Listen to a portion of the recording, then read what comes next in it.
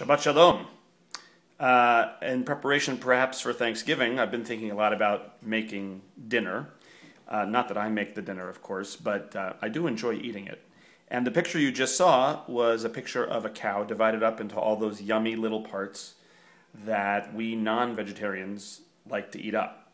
But the rear part of the cow, the hindquarters, we Jews do not eat. And that is because of a story from this week's Parsha.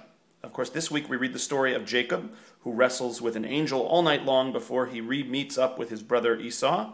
And as he wrestles with that angel, his leg is injured, and he begins to limp, as his sciatic nerve has been torn.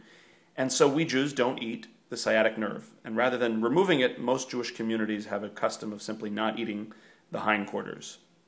I've always thought of this story as a really important piece of the story of Kashrut itself. See, the Jacob we knew from the beginning of his life was a Jacob who would just lurch from thing to thing he wanted.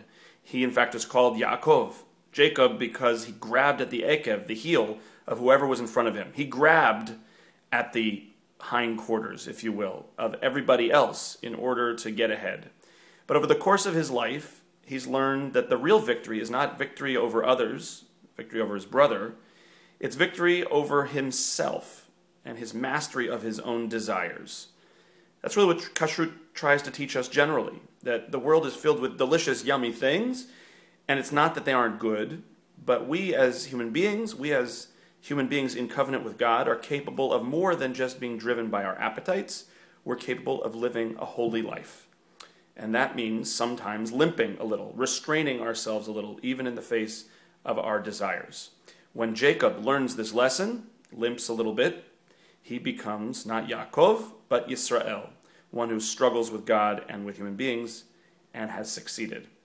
It is this struggle, which we remember every time we eat kosher food, and especially this Shabbos. We hope to see you at synagogue, and don't forget Harry. Buy your cards so that we can support the synagogue, and we hope to see you purchasing kosher food at Fairway, at Stu Leonard's, and all the other kosher stores in the area, giving them the business they need to survive. Shabbat Shalom.